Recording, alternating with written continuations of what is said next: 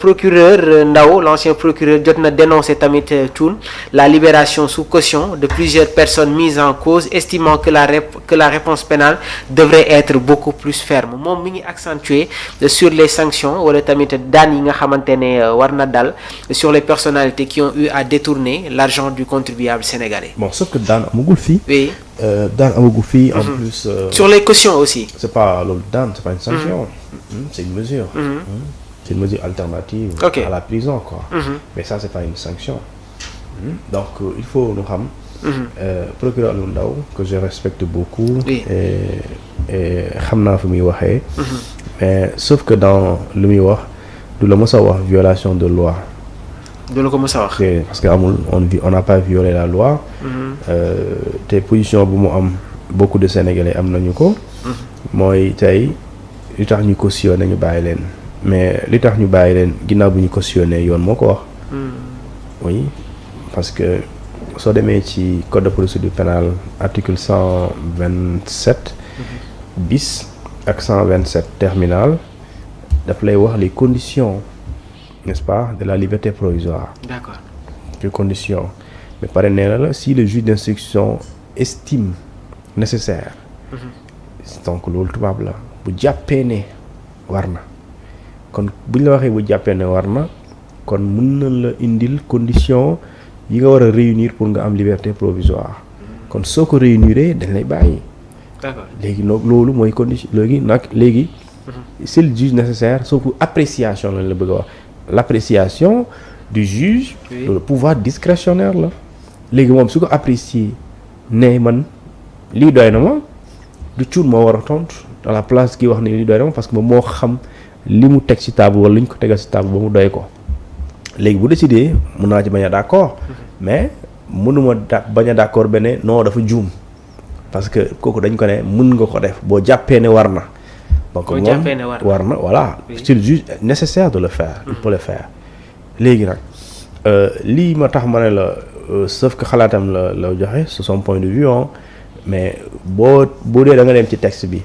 juge bi lu mu def juge d'instruction bi lu mu def exactement loolu la ko yoon wax parce que juge d'instruction dañ ko ne mooy article 140 daf ko ne du code de procédure pénale daf ne booy topp nit boo xamante ni li nga koy topp dafa concerné ci article 152 ba article 155 du code pénal loolu mooy li ñu tuddee détournement soustraction et escroquerie portant sur les deniers publics yooyu kese la fay wax mu ne bu dee da nga topp nit yooyu li am mooy mandat bu dee nit ki li nga koy toppee mu ngi tollu 1 million la lu ko weesu c'est-à-dire un montant égal ou supérieur à 1 million bu dee nekkul ci réew mi wala gisuloo ko mandat d'arrêt bi obligatoire la. D'accord. Deuxième bi fin bi bu dee mu ngi ci réew mi mandat dépôt bi obligatoire la mais à condition bi ñu ne bu dee rembourse l'intégralité du montant mën na am liberté provisoire pas da nga koy jox forcément mais am na liberté provisoire s'il cautionne l'intégralité du montant mën na am liberté provisoire ou bien et en dernier troisièmement s'il conteste sérieusement mën nga ko may liberté provisoire ou bien lorsqu'il est gravement malade et attesté par un médecin expert léegi nag ça veut dire quoi léegi liberté provisoire am na condition c'est-à-dire que mën nga indi xaalis la nga indi l'intégralité du montant bu lay reproché nga remboursé ko wala nga cautionné ko wala nga weddi mais mën nañ la bañ a bàyyi loolu juge moo koy apprécier ni nga koy apprécier mooy bokk na ci éléments yi d'appréciation yi benn bi ñu ne en fonction de la gravité de l'infraction ou bien de la peine et de la peine encourue mooy li nga def jëf ji gravité bi am na fu muy toll mënoo am liberté provisoire tey ku violé mënoo am liberté provisoire mënoo ko am déedéet am nga droit demander mais mënoo ko am parce que juge bi apprécier sa demande de mise en liberté provisoire da koy apprécier en fonction de la gravité et en fonction de la peine encourue parce que quand tu violes nga xam ne da nga violer tu risques une peine au moins 10 ans léegi s'il y a des circonstances aggravantes tu risques une vingtaine d'années donc loolu ça c'est le fait il est grave daf koy apprécier en fonction de la gravité des faits wala ñu ne s'il y a un risque de trouble à l'ordre public suñ la mayee liberté dëkk bi yëngu par exemple manifester pour loolu nee noonu baaxul juge mën na apprécier bañal la ko en fonction de ça bu fekkente ne aussi il y a un risque de fuite de l'inculpé juge mën na la ko bañal mais yow mii ñu teg lii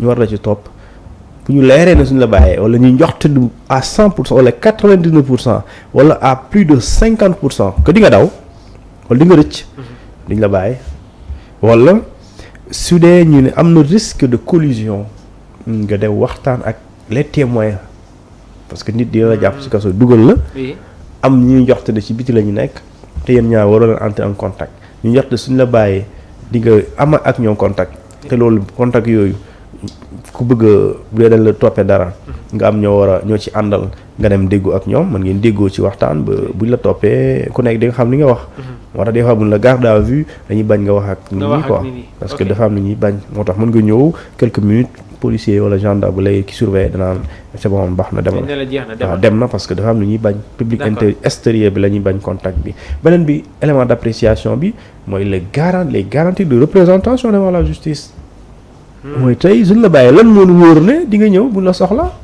lan moo nu wóor suñ lay soxlaa dinañ dem sa kër par exemple koo xamante ni supposons ñu ne la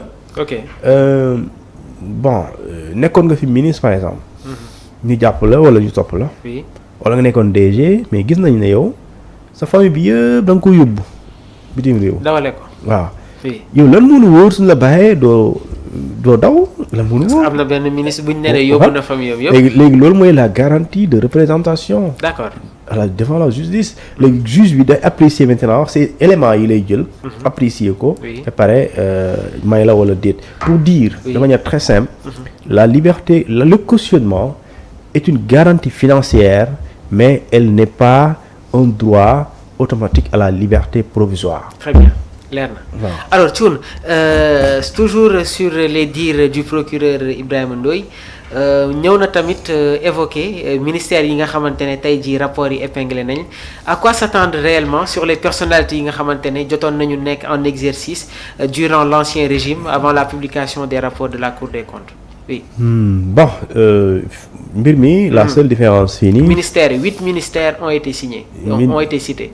Cités waaw. Après on a visé 5 ministres. Après 5 ministres. Leurs dossiers sont transmis à l'Assemblée nationale.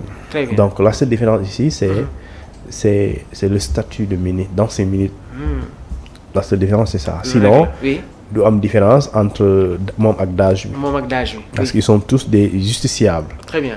Et ils peuvent être traduits devant la justice. Mais quelle juridiction? C'est ça la différence. loolu mooy kese amul leneen. luy différence. différence bi mooy. ñeneen ñi bokkul ak sa ministre yi ngay wax. mën nga leen yóbbu devant les juridictions de droit commun. Tribunal bu Dakar, pôle judiciaire. D'accord. Tribunal d'instance bu wala grande instance bu Saint-Louis par exemple.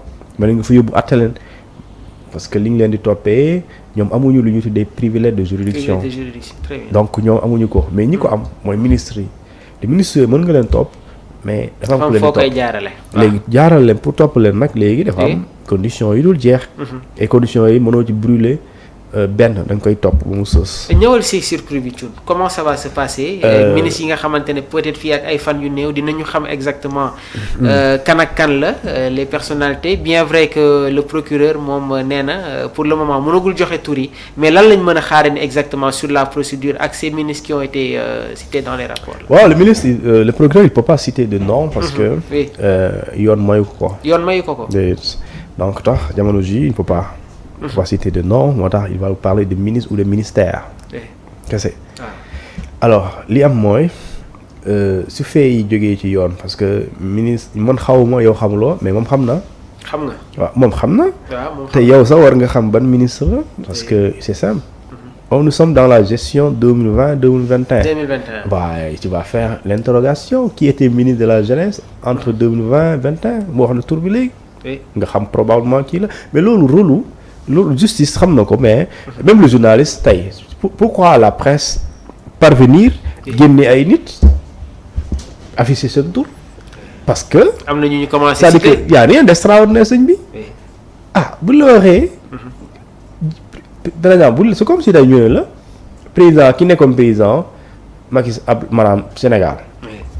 diggante 2000 ñi nekkoon président Sénégal diggante 2000 ba 2024 est-ce que t'as besoin de dire que Abdoulaye Wade Macky Sall boo xamee histoire bi rek xam nga Abdoulaye Wade Macky Sall. Exactement. parce que 2020 2000 ba 2012 Abdoulaye Wade la 2012 ba 2024 Macky Sall donc il y a rien de diable. Oui. donc mais procureur moom cëram du loolu wax diw ak diw cëram mooy am na ay mbir yu ñu gis suñ paree dinañ leen yóbbu su paree dina ñëw fii tudd seen tur. de même que rapport yi tamit du citer tour quoi. non parce que du cité même la Cour des comptes tellement maanute bi mooy ci rapport Cour des comptes bi gisuloo fenn yoon ñu bind ministre des finances nangam diw tudd tur duñ ko tudd ministère bi. mais dañuy junj ministère fonction la nit la mais après kan la enquêteurs yi ñoo leen naan diw la Ce sera aux enquêteurs de voilà de léegi nag déterminer. léegi balaa ñuy toll